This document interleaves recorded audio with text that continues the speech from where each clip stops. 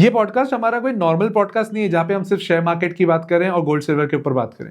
इसमें हमने varied businesses के ऊपर बात करी है और यूथ के लिए स्पेसिफिकली अगर आप बिजनेस अपॉर्चुनिटी ढूंढ रहे हो, हम एक चीज पे फोकस करते रहते हैं कि हम एक न्यू एज बिजनेस बनाएंगे, सिर्फ ऑनलाइन जाएंगे और ट्रेडिशनल बिजनेस के ऊपर ध्यान नहीं देंगे। धर्मेंद्र जी के साथ मैंने ये वाली जो बात करी है, इसमें हमने डिटेल डिस्कशन इस पॉइंट पे किया है कि अगर आपके पास में बिजनेस बनाने की कैपेबिलिटी है तो आप कोई भी बिजनेस कर सकते हो और ट्रेडिशनल बिजनेस का अंत नहीं है। जो उनका एक्सपीरियंस है वो एक्सपीरियंस ही ट्रेडिशनल बिजनेस में है और उन्होंने जीरो से लेके एक लेवल पार करके अपना एक पूरा सेटअप बनाया है। साथ ही साथ मैराथन के भी काफी शौकीन और फिटनेस फ्रीक भी हैं। So I hope you will definitely love this podcast, so watch till the end. Let's begin the podcast. Sir, youth में एक बहुत बड़ा क्वेश्चन चलता है कि बहुत लोग चाहते हैं कि हम जॉब पे नहीं जाएं, किसी गुलामी ना करें, बिजनेस करने का मन करता है लोगों का। तो एज ऑफ नाउ आपके हिसाब से बिजनेस कौन से ऐसे हैं जो बहुत बढ़िया रहेंगे यूथ के लिए स्पेसिफिकली? बेसिकली यूथ जो है आजकल कुछ स्टार्टअप्स पे भी जा रहा है और मेरे हिसाब से जो डिस्ट्रीब्यूशन नेटवर्क है वो काफ़ी अच्छा है। अगर हम उसको प्रॉपर तरीके से समझ के और जो है कि मार्केट कैटर कर पाएँ तो हमारे लिए वो ज़्यादा अच्छा है। तो डिस्ट्रीब्यूशन चैनल मतलब किस हिसाब से रहे और कौन से प्रोडक्ट्स में आपके हिसाब से जिसमें उनको मार्जिन भी मिले? आजकल मार्जिन सभी कंपनियों ने फिक्स कर रखे हैं, तो कुछ अच्छे मार्जिन्स कमाने के लिए आपको जो है कि डिस्ट्रीब्यूशन को जो है ना अलग एंगल से देखना पड़ेगा। जैसे अगर आप सिर्फ जनरल कोई काम ले लिया आपने और उसको डिस्ट्रीब्यूशन में चले गए तो आप एक मिनिमम हैंड टू माउथ ही रह जाओगे। मतलब आप उसमें कुछ एक्स्ट्रा अर्न करना चाहो या आप चाहो कि बड़े स्कोप पे जाए, क्योंकि आजकल सारी कंपनियां हर चीज़ को मॉनिटर करने लगी हैं। पहले के डिस्ट्रीब्यूशन में और अभी के डिस्ट्रीब्यूशन में बहुत ज़्यादा फ़र्क हो गया है। वो यूँ कि पहले क्या होता था, डिस्ट्रीब्यूशन के लिए क्या होता था कि कंपनीज आपको माल भेज देती थी और वो मार्केट मॉनिटर नहीं करती थी, तो आप अपने हिसाब से चीज़ें भेज देते थे। पर अभी डे टू डे कंपनी की मॉनिटरिंग है, कंपनी के एग्जीक्यूटिव्स मार्केट में बिल्कुल प्रॉपर तरीके से रहते हैं। तो अगर आपको प्रॉपर एक्सपांशन चाहिए तो आपको सिस्टम चाहिए। सिस्टम के ऊपर काम करने का मतलब ये है कि आपका प्रॉपर चैनल होना चाहिए, आपके डिलीवरी सिस्टम प्रॉम्प्ट होना चाहिए, आपके पास स्टॉक प्रॉपर होना चाहिए। क्योंकि पहले ऐसा होता था कि जैसे हमने डिस्ट्रीब्यूशन स्टार्ट किया तो हम अपनी मर्जी से माल मंगाते थे, जो हम मार्केट में ज़्यादा प्लेस हो सकता है हम वो लेते थे और काम करते थे। पर आज कंपनी जो है कि वेरियस प्रोडक्ट्स आ गए हैं, काफ़ी नए नए इनोवेशंस हो रहे हैं, तो डेली मार्केट में कुछ ना कुछ नया है। क्योंकि अगर आप नया नहीं करोगे तो आप अपने कॉम्पिटिटर को बीट नहीं कर सकते और आप अपने आप को मार्केट में सर्वाइव नहीं करा पाओ। तो ये कंपनीज के लिए आसान रहता है क्या? जैसे अगर सपोज कोई कंपनी है, मैं एक एग्जांपल देता हूँ कि सपोज पेंट्स का अपन बिजनेस सोचें जी। अब पेंट्स में नॉर्मली बिजनेस में कौन कौन आ गया? नेरोलैक आ गया, एशियन पेंट्स आ गया, बर्जर पेंट्स आ गया। ये जितनी भी कंपनीज हैं अलग अलग सेगमेंट्स में काम कर रही है, एट द एंड है तो वो पेंट वाला बिजनेस। तो इसमें ये लोग क्या करते हैं, जैसे मैंने इंडिगो की एडवर्टीजमेंट देखी थी, उसमें महेंद्र सिंह धोनी को ले लिया और उसमें एक जेब्रा टाइप का एनिमल ले लेते हैं और फिर बोलते हैं कि देखो इसको इस तरह से पेंट करेंगे। अब ये जो नए नए पेंट्स में नया क्या होगा? पेंट्स में नया, देखिए पहले जब पेंट हुआ करता था तो नॉर्मल डिस्टेम्पर यूज होते थे। अब क्या है, उसके बाद प्लास्टिक पेंट्स आए, उसके बाद अब weather proof, advance technologies, day by day नए नए इनोवेशंस हैं। तो चेंज के साथ सारी कंपनियां मार्केट में जो है कि आ रही हैं। तो हम अभी पेंट इंडस्ट्री के ऊपर ही 2 मिनट फोकस करते हैं और ये समझते हैं कि पेंट इंडस्ट्री में जैसे आपने बोला कि अभी वेदर कोटेड आ गया, या रेन से बचने के लिए आ गया, तो ये जितने नए प्रोडक्ट्स आ रहे हैं कंपनी इसको पुश करती है या ऑटोमेटिकली बिकता है? नहीं, कंपनी को इसको पुश करना पड़ता है और लोग भी अवेयर हो गए हैं पहले से ज़्यादा। लोगों को भी पता है कि ठीक है, हर साल पेंट कराने की जगह जैसे आप कोई अच्छे पेंट क्वालिटी, जैसे अपन बर्जर में सिल्क पे चले जाते हैं तो वो लॉन्ग लास्टिंग होता है। सर कुछ भी करो, पुट्टी वुट्टी खराब ही होती है। मैं जिसके यहाँ पे भी घर देख रहे थोड़ा सा सीलन अगर आ गया तो उसका तो गेम खराब, हर दिवाली वो पेंट करेगा ही करेगा। नहीं सर, ऐसा नहीं है। अगर प्रॉपर तरीके से मैन पावर प्रॉपर लगा करके और प्रॉपर वर्कमैनशिप है तो ऐसा नहीं होता है। आपका पेंट 4-5 साल आराम से चलता है अगर आपने अच्छी क्वालिटी का पेंट यूज़ किया है और उसकी वर्कमैनशिप सही है तो ये बिजनेस क्या यूथ के लिए अच्छा है कि अगर सपोज किसी को डिस्ट्रीब्यूशन चैनल पे काम करना है? जी, मेरा एरिया है सपोज बॉम्बे पुणे मेरा नेटवर्क है सर, तो कोई कंपनी अगर पेंट वाली नई वाली नहीं आती है तो मैं यूथ के लिए स्पेसिफिकली जानना चाह रहा हूँ, क्या उनके लिए ये वाला बिजनेस फीजिबल है और इसमें बहुत ज्यादा कैपिटल लगता है क्या? बिल्कुल फीजिबल है, क्योंकि अभी इंडिया का जो मार्केट है, अभी आप ये मान के चलो कि 10% भी एक्सप्लोर नहीं हुआ है पेंट इंडस्ट्री। बहुत स्कोप है। 10% 10% भी नहीं हुआ है, बहुत स्कोप है। लोगों में अब अवेयरनेस बढ़ी है। पहले आप देखो कि घरों के बाहर के साइड में प्लास्टर्स भी नहीं हुआ करते थे, पेंट लगाना तो बहुत दूर की बात है। अभी क्या है, सब चीज़ें नई आ गई हैं, लोग बहुत अवेयर होने लगे हैं। हर किसी को, पहले आप पेंट करा लेते थे, उसके बाद 5 साल 4 साल नहीं करा रहे हैं, पर अब वो सिस्टम चला गया है। लोग अवेयर हैं, लोग अपने घरों को सुरक्षित पेंट बेसिकली सिर्फ नीड नहीं है, वो घरों को सुरक्षित रखने का, घरों को लंबे समय तक जो है अच्छा रखने का तरीका भी है। तो इन शॉर्ट उसका बिजनेस भी ब्राइट होगा। बिल्कुल ब्राइट होगा। तो अगर सपोज मेरे को पेंट का डिस्ट्रीब्यूशन चालू करना है या anything which is connected to builders material, क्योंकि इंडिया में एक चीज तो तय है कि इंडिया में रियल एस्टेट का मार्केट रुक सकता है, गिर नहीं सकता। जी, जैसे एक बार अभी फिर भी सोना चांदी बहुत ऊपर तक जा चुका है, वहां से कोलैप्स होने के चांसेस बन सकते हैं। देख कुछ भी नहीं रहा है ऐसा, बट फिर भी ऐसे लग रहा है कि अगर गिर गया तो बहुत तेजी से गिरेगा। रियल एस्टेट में तो हम ये नहीं मान सकते कि गिरेगा तेजी से, नहीं गिरेगा। तो रियल एस्टेट हमेशा एक कांस्टेंट तो रहेगा, और वो डिपेंडेंट रहता है पॉपुलेशन पे। इंडिया की पॉपुलेशन वर्ल्ड की लार्जेस्ट में से है और हर साल हम बढ़ ही रहे हैं, ऐसा कोई घटते तो है नहीं। तो इफेक्टिवली डिमांड तो बननी है, बिल्कुल बननी है। तो अगर बिल्डर मटेरियल में पेंट हो गया, सीमेंट, गिट्टी, सरिया, ये जितने भी है, इनके डिस्ट्रीब्यूशंस में क्या मार्जिन अच्छा बनता है? क्या यूथ इनका बिजनेस कर सकता है? जी बिल्कुल कर सकता है। तो उसको कितना कैपिटल लगेगा? एटलीस्ट क्या होता है कि अगर अपन मिनिमम से भी स्टार्ट करना चाहते हैं तो आपके पास स्टॉक रखने के लिए प्रेमाइसेस होना चाहिए, ठीक है, प्लस आपके पास वर्किंग कैपिटल होनी चाहिए, जो कि आप डिस्ट्रीब्यूशन में जाएंगे तो बट नेचुरल है कि आप जिन भी डीलर्स को मटेरियल देंगे आपको उनको क्रेडिट फैसिलिटी भी देनी पड़ेगी। कुछ क्रेडिट फैसिलिटी आपको कंपनी भी प्रोवाइड कराती है कुछ समय के बाद। उनके कुछ नॉर्म्स होते हैं कि इनिशियल बिलिंग वो जो है कि कैश एंड कैरी पे करती हैं, उसके बाद आपका फेज जनरेट हो जाता है तो फिर वो आपको लिमिट्स देने लगती हैं कि आप जो भी मटेरियल लेते हैं उसको 28-30 डेज में आपको उसका पेमेंट कंपनी को करना है। तो मैं क्या ऐसा मान सकता हूँ कि अगर सपोज मैं किराए पे भी कोई ज़मीन लेता हूँ या किराए पे भी कोई एरिया लेता हूँ तो मैं 10 लाख रुपए से धंधा चालू कर सकता हूँ? हाँ, हो सकता है। 10 लाख से हो जाएगा? 10 लाख से हो सकता है, बट आपको थोड़ा सा कैपिटल बाद में, और जैसे जैसे आपका बिजनेस बढ़ेगा थोड़ा और आपको इन्वेस्ट करना पड़ेगा। तो उससे बैंक से लोन मिल सकता है? हाँ जी, बिल्कुल मिल सकता है। मार्जिन कितना होगा? फॉर एग्जाम्पल मैंने अभी कोई पेंट की इंडस्ट्री पे मैंने डिस्ट्रीब्यूशन का चैनल ले लिया जी, तो कितना मार्जिन बैठता है? 7 to 8% मार्जिन आपको उस पर मिल सकता है। नेट या ग्रॉस? नहीं, gross margin. Gross 7 to 8। 7 to 8 तो पूरेगा? हाँ बिल्कुल पुरता है, अगर आपका टर्नओवर ठीक है तो बिल्कुल पुरेगा आपको। इसके अलावा अगर सपोज एक तो पेंट इंडस्ट्री का अपन ने डिस्ट्रीब्यूशन की बात कर ली, इसके अलावा ऐसे और कौन से बिजनेसेस है जो इसको अपन कनेक्ट कर सकते हैं? जैसे अभी मैंने रिसेंटली बहुत जगह देखा, पहले हम लोग जब घर बनाते तो सनमाइका यूज होती थी, और फिर उसके बाद में लोग जब मैं अपने दादाजी की बात करूँ तो तब को सागवान लकड़ी होती थी सर। हाँ जी। उसके साथ में ऊपर पॉलिश वॉलिश कराते थे जी। और फिर अब सनमाइका आई, फनमाइका आई, फिर उसके बाद में विनियर आता है। हाँ जी। अब इनका भी बिजनेस बढ़िया है या अभी भी पॉलिश लोग करवाते हैं क्या? बिल्कुल करवाते हैं, और इनफैक्ट अब तो क्या है कि इटालियन मटेरियल बहुत यूज होने लगा है पॉलिश में। जो पॉलिश का बेसिकली एक बार मेरे को फंडा बताएंगे, क्योंकि बहुत सारे व्यूअर्स को एक क्वेश्चन होगा कि पॉलिश का मतलब एग्जैक्ट क्या? पॉलिश देखिए, पहले जो पॉलिश होती थी वो मेलामाइन और वो चारकोल उससे जो है कि मिक्स करके बनाते थे। अब क्या है, बेसिकली इनके रेडी मिक्स आते हैं, ठीक है, हार्डनर आता है, पॉलिश आती है, जिससे वो बेस बना करके विनियर के ऊपर या फिर किसी और चीज़ के, जैसा भी आपको जो भी प्रोडक्ट है सुटेबल, उसके ऊपर जो है कि बेस बना करके उसके ऊपर पॉलिश करते हैं, ताकि वो एक प्रकार से कोटिंग हो जाती है वो। ओके, तो वो उसका भी अभी बिजनेस है मार्केट में? हाँ जी सर, बहुत बिजनेस है अभी जो भी नए बड़े इंफ्रास बन रहे हैं उन सब में जो है कि पॉलिश का बहुत यूज़ हो रहा है, और यू वोंट बिलीव दैट कि उसकी कॉस्टिंग भी बहुत ज़्यादा है। पर जो भी घर बनाता है आजकल ये सोच के बनाता है कि हम एक ही बार घर बना रहे हैं, तो उसको फर्नीचर भी एंटीक चाहिए होता है, साथ साथ उसको ग्रेसफुल भी लगना चाहिए चीज़ें, वो उस फीलिंग के साथ जाता है। तो इसलिए क्या लोग इसमें भी काफ़ी जो है कि आ रहे हैं। ये तो आपने जो दुखती नस पे हाथ रखा है ये बोल के कि आदमी एक बार ही घर बनाता है, ये बात बिल्कुल सही है। रिसेंटली मैंने भी बनाया है, तो अब सर छोड़िए आगे चलते हैं उस पे बात को। बट ठीक है, ये बात सही है कि एक बार घर बना रहा है तो उसमें आदमी ये सब चीज़ें महंगी खर्ची करता ही है जी। बट इससे एक चीज़ हम लोग को समझ आती है कि बिजनेस वाइज एक तो अपन ने बिल्डिंग मटेरियल का देख लिया, यूथ के लिए एक हम लोग के टाइम जब हम स्टूडेंट थे और उसके बाद में हम लोग काम करते थे तो एयरटेल, आइडिया, इन सब के ना अलग अलग हम लोग स्टोर्स डालते थे, कियोस्क जिसको बोलते थे कि सिम बेचेंगे, कनेक्शंस बेचेंगे।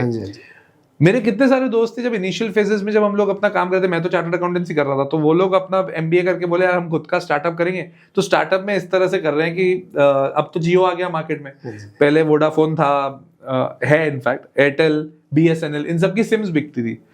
तो इन सब का बिजनेस आपके, क्योंकि आपका इसमें काफी अच्छा रुझान है, आपका उसमें एक्सपीरियंस है, क्या अभी भी इस तरह के बिजनेस करने चाहिए? नहीं, वो बिजनेस पे अभी बहुत ज़्यादा पोटेंशियल बचा नहीं है। क्योंकि सारा ऑनलाइन हो गया है सिस्टम। पहले जैसे आप बता रहे हो कि सिम लेने के लिए जाते थे, उसके बाद हम रिचार्ज के लिए भी जाया करते थे, वो सारा पैटर्न खत्म हो गया। आइडिया के, एयरटेल के, जियो के जितने डिस्ट्रीब्यूटर्स थे वो सब खत्म हो गए। क्योंकि अब तो क्या है कि कंपनी के शॉपीज हैं जहाँ से आप वो परचेस कर सकते हो, या आपको कोई क्वेरी है तो वही सॉल्यूशन देते हैं। पहले हर जगह पे आपको जो है कि, और अब तो क्या वो टारगेट बेसिस हो गया और सिम का पैटर्न काफ़ी चेंज हो गया है, तो उस बिजनेस में अब इतना दम बचा नहीं है। मज़ेदार बात ये सर, आपने बोला कि जाके रिचार्ज कराते थे जी। तब हम लोग के टाइम पे ना 50 रुपए में 300 मैसेजेस का एक रिचार्ज आता था। हाँ जी। तो वो रिचार्ज हमको कराने पड़ते थे क्योंकि रात में फिर मैसेज भी तो करने तो वो भी फर्क पड़ जाता है। और एक टावर का बिजनेस भी होता है। हाँ जी। कि पहले ऐसा होता था, मेरे को नहीं पता अभी इतना बहुत ज्यादा प्रेवलेंट है या नहीं, कि लोग क्या करते थे अपने घर के ऊपर टावर लगाते थे, एयरटेल का या वोडाफोन का या किसी और कंपनी का, एयरसेल भी एक कंपनी आई थी जी। तो उस टावर का ये लोग मिलता था रेंट। हाँ जी। क्या अभी भी वो बिजनेस है? हाँ है। अब तो मोस्टली तो क्या है, ऑलमोस्ट जगह जहाँ भी नेटवर्क नहीं थे वहाँ सभी जगह पे टावर्स लग चुके हैं। तो अब उनको अपग्रेड किया जाता है। नए टावर्स जहाँ पे बिल्कुल भी नेटवर्क नहीं आ रहा है, या फिर आसपास उनका कस्टमर बेस ज़्यादा है, उस बेसिस पे क्या है कि कस्टमर्स की डिमांड पे कई बार नए टावर्स एग्जीक्यूट होते हैं। अदरवाइज तो मोस्टली जो है टावर्स हर जगह पे अभी हैं। बट सर टावर्स का भी टेक्नोलॉजी है, क्योंकि इंडस टावर करके एक कंपनी थी, हाँ जी, जो ये टावर्स का बेसिकली बिजनेस करती है, कि जहाँ पे टावर लगाती है और लोगों को रेंट पे देती है, प्लस नेटवर्किंग का बिजनेस हो गया उनका। मैंने एक बीच में रिपोर्ट पढ़ा था, उनके रिपोर्ट के हिसाब से वो टावर्स अब हटा दे रहे हैं और उसके अलावा एक अलग से सैटेलाइट बेसिस पे ही पूरा टेक्नोलॉजी डेवलप कर रहे हैं। तो ये टावर का अभी भी सेगमेंट है अभी भी, उसको होने में काफ़ी टाइम लगेगा। ओके जी, क्योंकि अभी तो क्या है, जैसे कि अपन ने पहले 4G था, फिर 5G आ गया। अभी कंपनीज 5G से पूरा अपग्रेड नहीं कर पाए, उनका अपग्रेडेशन स्टिल पेंडिंग है। चल रहा है। आप खुद भी मोबाइल यूज करते हो तो आपको दिखता होगा कि वो नेटवर्क उतना सपोर्ट करेगा नहीं, कहीं 5G आएगा, कहीं 4G आएगा। तो स्टिल अपग्रेडेशन जो है कि उनका प्रोसेस में है। मतलब अभी तक वो पूरी तरह से अपग्रेड नहीं हुआ है, अभी भी वो है। जी, मैंने अभी एक्चुअली, मेरा एक फ्रेंड है, थोड़ा रूरल एरिया में रह रहा है वो, तो उसका बीच में को फोन आया था, बोला निखिल मेरे पास एयरटेल का आ रहा है ऑफर टावर लगाने का, तो उसको लगाऊं या नहीं लगाऊं। तो मैंने तो उसको, मेरा इस चीज में एक्सपर्टीज नहीं है तो आई एम आउट, ऐसे करके मैंने उसको बात कर लिया नमिता थापर जैसे। बट स्टिल उसको अगर मेरे को अभी सजेशन देना हो तो मैं उसको क्या सजेशन दूं? नहीं, अगर रेंट अच्छा देते तो लगाया जा सकता है। बस उसमें एक ही प्रॉब्लम होती है, रेडिएशन के कारण आसपास वाले लोग जो एक इशू क्रिएट करते हैं, और टेक्निकलिटी उसकी देखनी पड़ती है, कुछ परमिशंस लगती हैं उसमें गवर्नमेंट की, वो परमिशंस लेकर ही लगाना चाहिए। हाँ, ये रेडिएशन वाली बात सही है, क्योंकि एक जगह मैंने देखा भी है, इनफैक्ट बहुत जगह देख लिया अब, कि पहले सर शहरों में हर जगह पक्षी दिखते थे, बर्ड्स दिखती थी, अब कहीं नहीं दिखती है जी। अब इनफैक्ट शहर के एक पर्टिकुलर एरिया में आपको दिखेंगे जहाँ पे उनको दाना डालते हैं तो सब एक बार इकट्ठा हो जाते हैं। पहले ऐसा था, मेरे घर के बाहर, घर के छत पे, खिड़कियों पे भी बहुत सारे पक्षी आते थे, बट वो रेडिएशन के कारण ही मेरे को लगता है उसका एक बहुत बड़ा इम्पैक्ट है। आप देखेंगे आजकल आपको सजेशन मिलता है कि आप मोबाइल पास में रखकर मत सोइए। हाँ, जब मोबाइल को लेकर के इतने इश्यूज हैं तो टावर को लेकर कितने होंगे आप समझ सकते हैं। वो तो है ही, उसमें तो कोई डाउट ही नहीं है। इनफैक्ट ये तो एक अलग ही मुद्दा है। हाँ जी, कि मोबाइल बाजू में रख के मत सो। आप बाजू में रख के सोते या नहीं? मैं तो रख के सोते आपको रेडिएशन का लफड़ा नहीं है? नहीं, वो तो सर कैसे होगा, अब जैसे हम लोग भी बहुत चीजों में एडिक्ट हो गए हैं। रात को मोबाइल जब तक देख के सोए नहीं तब तक, मैं तो कई बार न्यूज चला के अपने आप सो भी जाता हूँ मोबाइल पे, which is not a right habit to do. मेरे को इसमें कोई डिनायल नहीं है, बट जो है वो है। तो ये भी अच्छी चीज है। ऐसा कोई बिजनेस है जिसमें पैसा न लगे, मतलब पैसा अपफ्रंट नहीं हो, मेरे पास पैसा नहीं है फॉर एग्जाम्पल और मेरे को बिजनेस करना है, क्योंकि ये यूथ का सबसे बड़ा प्रॉब्लम है एज ऑफ नाउ। और इनफैक्ट यूथ का छोड़िए, मेरे हिसाब से घर वालों का भी सबसे बड़ा प्रॉब्लम है। घर पे एक बंदे ने अपनी एजुकेशन कंप्लीट करी, अब वो बिजनेस करना चाहता है, पापा उसको पैसा देना मना कर रहे हैं। अब वो बिजनेस तो करना चाहता है, वो जॉब करना नहीं चाहता, तो वो उसे फिर क्या सजेशन देना चाहिए? देखिए, बिल्कुल स्क्रैच से स्टार्ट करने के लिए फिर आपको जो है कुछ एक्स्ट्रा एफर्ट्स उसमें लगाने पड़ेंगे। या तो आप जिनके साथ बिजनेस कर रहे हैं वो आपको इनिशियली सपोर्ट करे, ठीक है, या फिर कोई आपके अंदर अच्छी स्किल्स हैं तो आप ऐसा कोई पार्टनर सर्च करे जिसके पास फंड्स अवेलेबल हो, तो दोनों मिल करके काम स्टार्ट कर सकते हैं। अब जब मैंने बिजनेस स्टार्ट किया मुझे भी फंड्स की शॉर्टेज थी, बट समहाउ मैंने इधर उधर करके कुछ ऊपर नीचे करके काफ़ी चीज़ें मैनेज की, छोटे से बिजनेस स्टार्ट किया और टाइमली रिस्क लेता चला गया। आपका पहला बिजनेस कौन सा था? एक्चुअली क्या है, मैं जब मैंने एजुकेशन कंप्लीट हुई तो मैं जॉब सर्च कर रहा था, तो मेरी जॉब लगी नहीं। आई वॉज डूइंग CS, तो वो कंप्लीट नहीं हुआ, उसका फाइनल्स नहीं हुए मेरे से। तो फिर मैंने बैंकिंग की तैयारी चालू करी, उसमें भी मैंने रिटन एग्ज़ाम्स काफ़ी सारे 10-12 एग्ज़ाम्स ऑल इंडिया क्लियर किए, बट मेरा इंटरव्यू में नहीं हुआ। तो फिर अब हमारे पास फंड्स की शॉर्टेज थी पर कुछ तो करना था।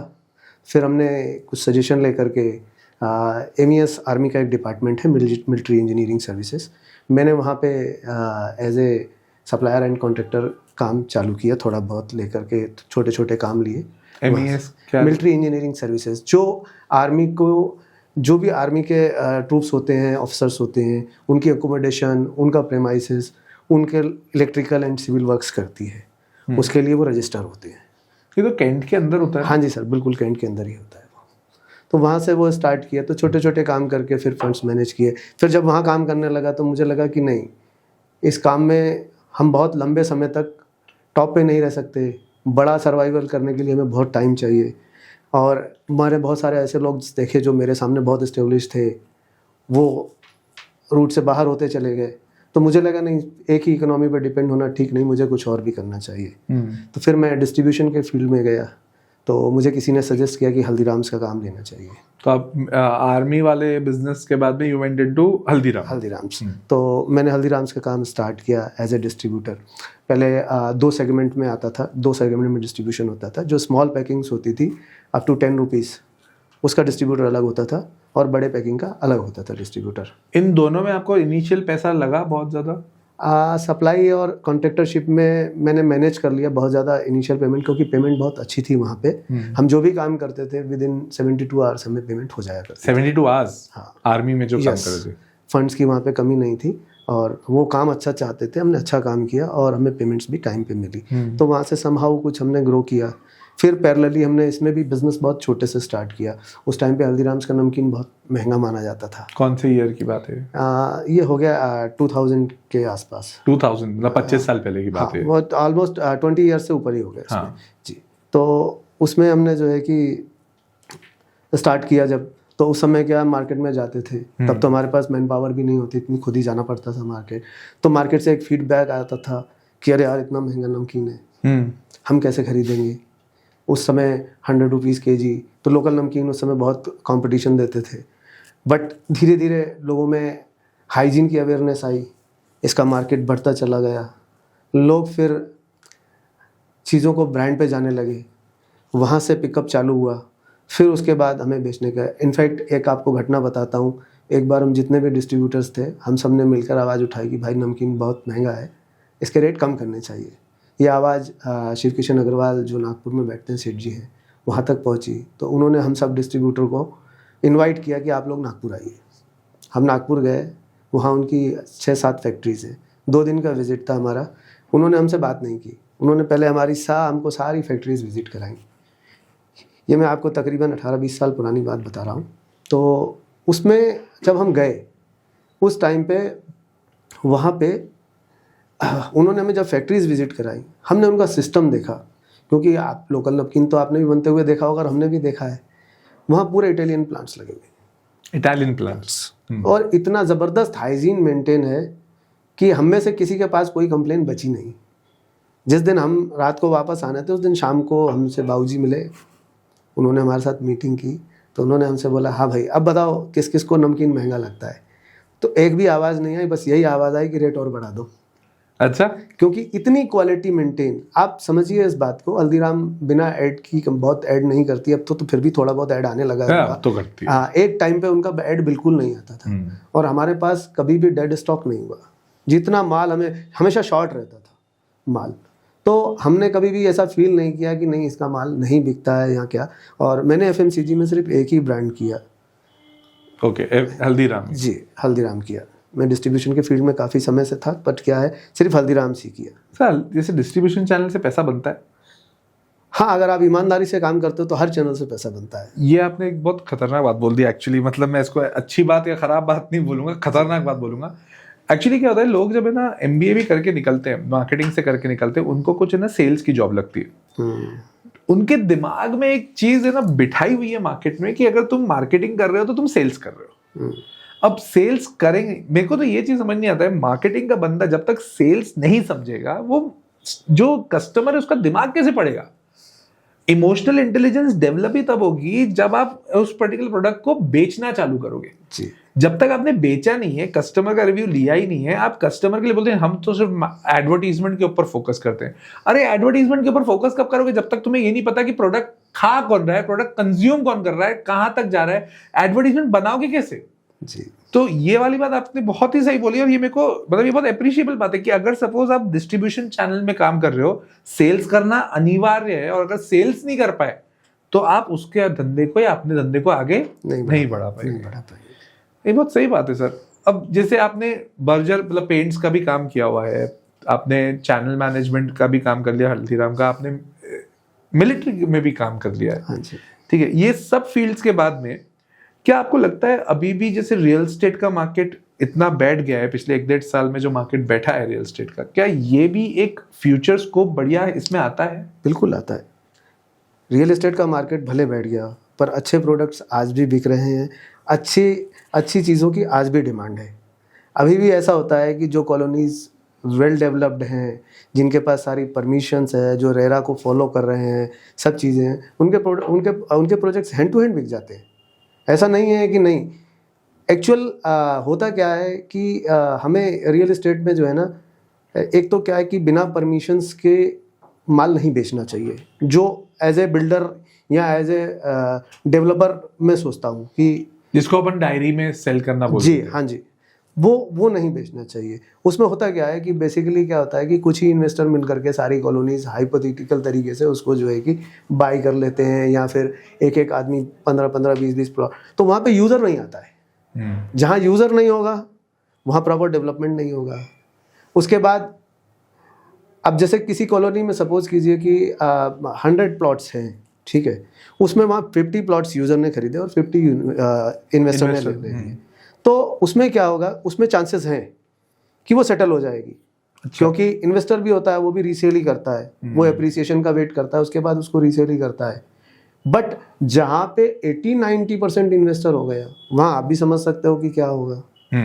तो वहाँ पे चीज़ें नहीं मतलब कोप अप कर पाती हैं, कि हम नहीं सोच सकते कि वो चीज़ें बहुत आगे जाएंगी। इसीलिए आपने सुना होगा बहुत सारी कॉलोनीज डेवलप ही नहीं हो पाती, बहुत साल तक पड़ी रहती हैं, बहुत एरियाज ही नहीं डेवलप हो पाते।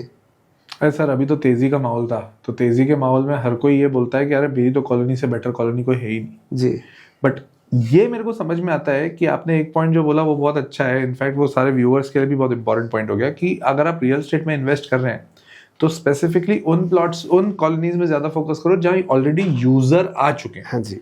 और प्री लॉन्च में आपको लगता है प्री लॉन्च में पैसा डालना जरूरी है या डालना चाहिए लोगों को? देखिए, depends on situation, depends on colony, क्या वहाँ पे आपको स्कोप दिख रहा है, क्या डेवलपमेंट। अब आपको अगर ध्यान हो तो कुछ समय पहले तक तो ऐसे ही रोडें बना दी जाती थी, कोई और डेवलपमेंट होता नहीं था, डायरी पे माल बेच दिया जाता था। अब नहीं, अब यूज़र भी स्मार्ट हो गया है, वो पहले परमिशन चेक करता है, बिल्डर की गुडविल चेक करता है, उसके बाद ही, क्योंकि नई जनरेशन पहले जनरेशन जैसी नहीं रह गई कि आप उनको बोल दो अरे मेरी पहचान का है आप यहाँ से ले लो, तो अभी वो चीज़ नहीं चलती। जो भी पैसा लगा रहा है मेरे हिसाब से वो सोच समझ के लगा रहा है, और लगाना भी चाहिए, क्योंकि हम बहुत सारे लोग ऐसे होते हैं कि उनके लिए 10-20 प्लॉट्स की कोई वैल्यू नहीं होती है। कोई ऐसा भी होता है कि पूरे जीवन में एक ही प्लॉट अपने बच्चों के लिए ले पाता है। तो उस मोड में बच्चे सोच रहे हैं, और लोग नया यूथ जो है उसी मोड में अपने पेरेंट्स को उसी मोड में गाइड कर रहा है, तो काफ़ी अवेयरनेस है इसमें, इसलिए भी बहुत सारी कॉलोनीज अंडर डेवलप रह गई। हाँ, वो इनफैक्ट आप NCR तरफ जाएंगे तो और खतरनाक हालत हो जाती है, दिल्ली NCR में। जी। एक कोई नया बंदा है, अभी जॉब करना चालू किया, उसको अपनी लाइफ में कुछ प्रॉपर्टी लेनी है, उसको क्या सजेस्ट किया जाए, प्लॉट ले या फ्लैट? देखिए, डिपेंड्स ऑन कल्चर, उस जगह पे क्या कल्चर है। अब जो सब वो नोएडा में लेता है तो उसको फ्लैट ही लेना पड़ेगा, या तो फिर उसके बाद आउटस्कर्ट्स में जाए तो आउटकट्स में भी कहाँ जाएगा। आप बताओ 50-50 किलोमीटर तक नोएडा डेवलप हो गया है, तो कहाँ जाएगा? वो बिल्कुल ही वहाँ चला जाएगा जब उसकी लाइफ आधी खत्म हो जाएगी, उसके बाद वो एरिया डेवलप होना चालू होगा, तो वहाँ वो फ्लैट्स में जाएगा। हम जैसे बात करें, हम जहाँ रहते हैं भोपाल, इंदौर, यहाँ पे अभी भी प्लॉट्स लेकर के और चीज़ें बनाई जा सकती हैं।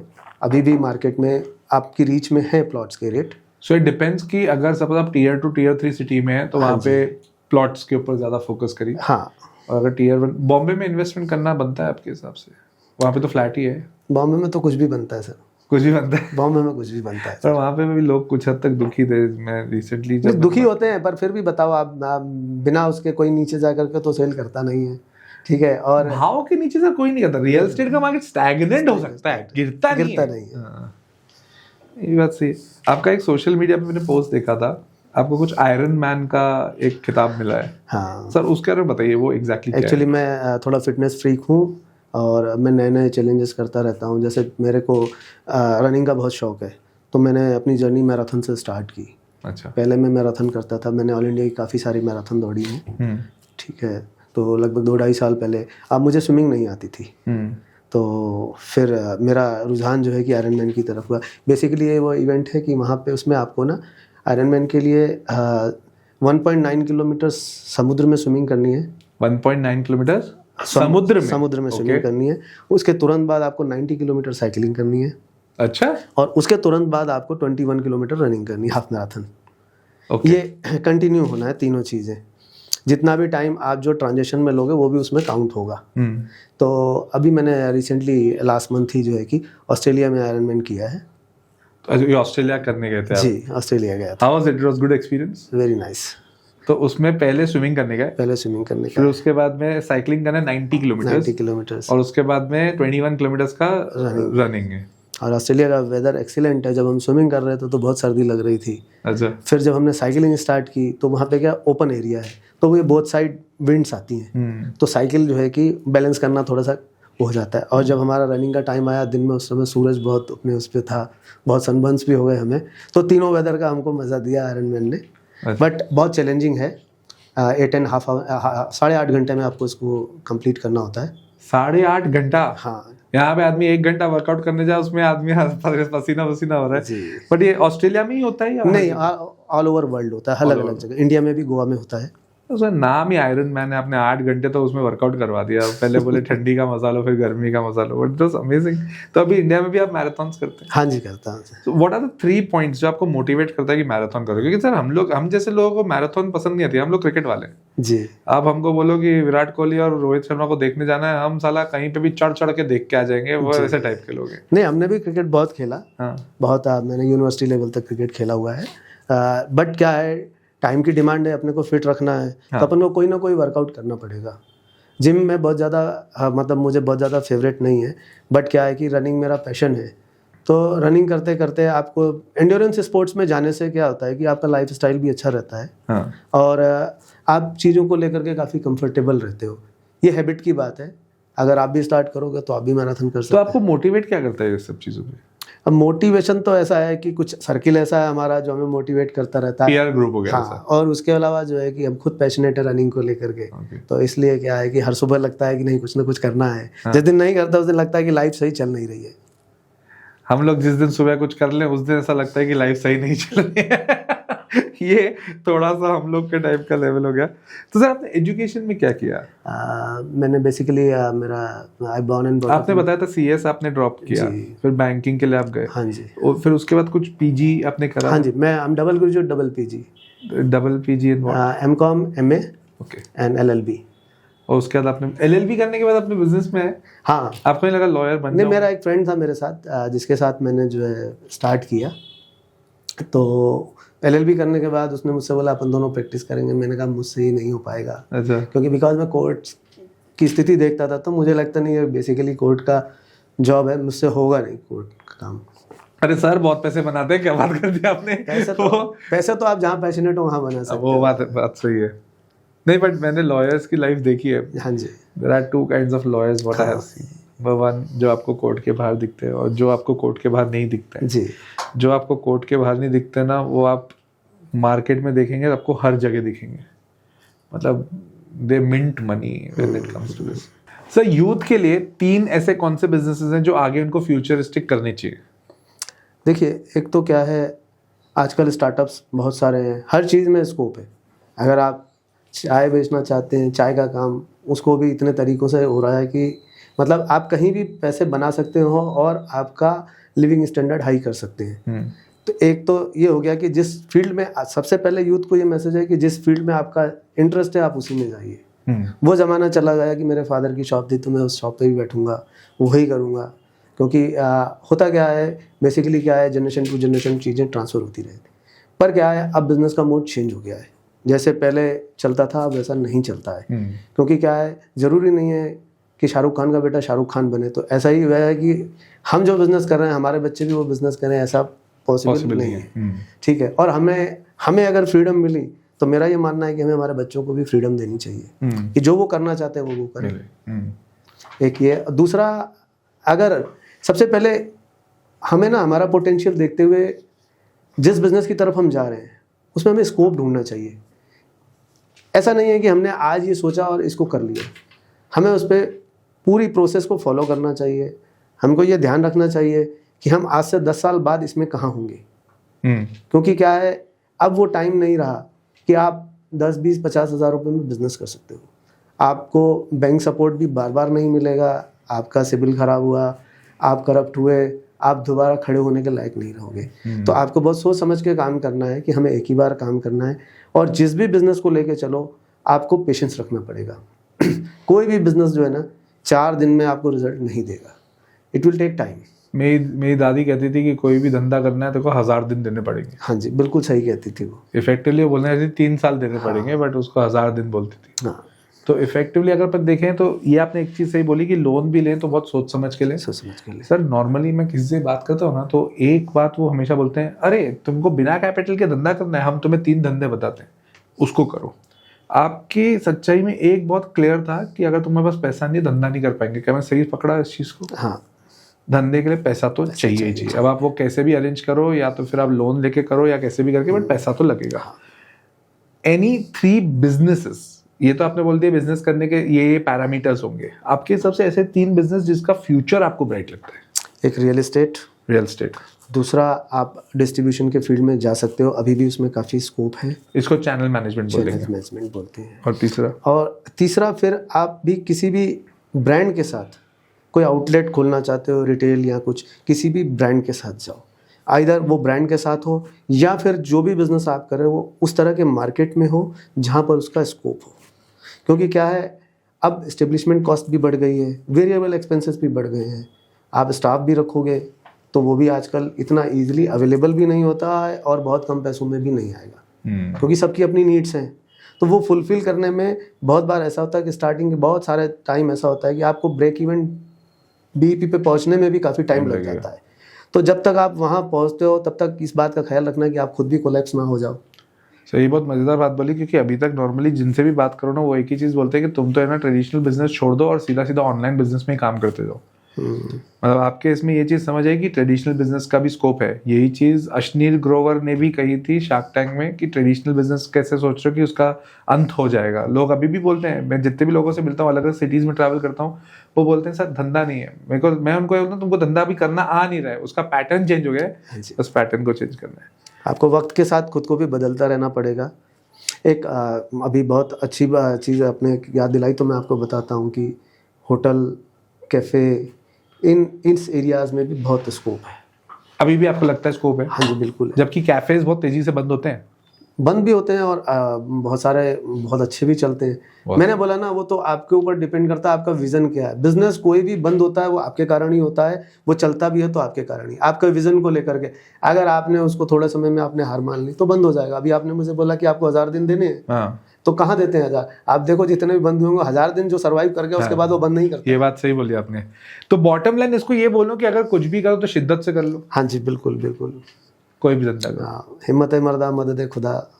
ये बात बिल्कुल बात सही है सर। बहुत बहुत मज़ा आया आपसे इस बारे में बात करके, क्योंकि एक होता है समझ में आया कि अभी तक हम अपने चैनल पे सिर्फ स्टॉक मार्केट रिलेटेड बात कर रहे थे, बट बहुत लोग कमेंट्स इस बात पे आते हैं कि सर हमें कुछ ऐसा बिजनेस ओरिएंटेड एक पॉडकास्ट चाहिए जिसमें हम समझ पाए कि हमें आगे बिजनेस कैसे करना है। जी। तो इसके लिए I am really thankful to you, आप चैनल पे आए, it was amazing talking to you, having knowledge about paints industry, then we talked about Jio and Airtel, इन सब के ऊपर बात करके, अलग अलग चैनल मैनेजमेंट के ऊपर बात करके, and plus being into marathon. एक और छोटा सा सजेशन आपको दूंगा जी। इलेक्ट्रिकल लाइन में भी बहुत स्कोप है अगर यूथ उस लाइन में भी जाना चाहता है, क्योंकि आपने देखा होगा कि अभी तक इंडिया में सेफ्टी मैनेजमेंट पे बहुत ज़्यादा काम नहीं हुआ है इलेक्ट्रिसिटी पे, क्योंकि क्या है जो हम घर में अपने यूज़ करते हैं लाइटिंग और ये, वो हम उनको ब्रांड्स पे नहीं जाते, उनकी वर्कमैनशिप को हम ध्यान नहीं रखते, बहुत जगह आग लग जाती है, बहुत शॉर्ट सर्किट होते हैं। पर अब इसमें इसको लेकर काफ़ी अवेयरनेस आ रही है, तो वेरियस प्रोडक्ट्स भी हैं, नए नए इनोवेशंस भी हैं जो इंटरनेशनल स्टैंडर्ड के हैं। अगर यूथ उसमें भी जाना चाहे तो वो भी उसके लिए बहुत अच्छा होगा। आई थिंक अब यूथ के लिए तो बहुत सारे ऑप्शंस आ गए। अगर आपको बिजनेस करना है तो मेरे हिसाब से आपने आज के पॉडकास्ट में बहुत सारी चीज़ें सुनी होंगी, एंड सर ये लिटरली बहुत बहुत प्रोवोकिंग है, और ये बहुत ईमानदारी से बहुत अच्छी चीज़ होती है कि जहाँ पर हम बिजनेस को प्रमोट करते हैं, उनको रियलिटी बताते हैं कि क्या है। आधे से ज़्यादा लोग इस चीज़ में उलझ जाते हैं कि हमारे पास पैसा नहीं है, अब हम आगे काम नहीं कर पाएंगे, जो कि सत्य है। बट लोग क्या करते हैं, नहीं हमारे पास पैसा नहीं है, हम फिर भी कुछ ना कुछ करते जाएंगे। एक मेरा आप लोगों को भी सजेशन रहेगा कि जब आप इस तरह से अपने बिजनेसेस प्लान करें और आपने अपनी कोई डिग्री लेकर रखी हो, तो कुछ साल पहले जॉब का एक्सपीरियंस भी ले लो। ऐसा नहीं है कि जॉब का एक्सपीरियंस आपका ख़राब होता है। आप एक चीज़ नोट करिएगा, जितने भी स्टार्टअप्स हैं वो लोग जब जॉब का एक्सपीरियंस ले लेते हैं, उसके बाद जब अपना बिजनेस खोलते हैं तो उनके चांसेस ऑफ फेलियर नेग्लिजिबल होते हैं। तो ये एक बहुत इंपॉर्टेंट मैसेज है, मुझे लगता है ये आप लोगों को समझना ज़रूर चाहिए। And thank you sir for coming to the show, it was amazing talking to you, and will definitely look forward कि हम आगे भी इस चीज़ के ऊपर और बात करते जाएं। Thanks a lot sir, thanks. Thank you sir.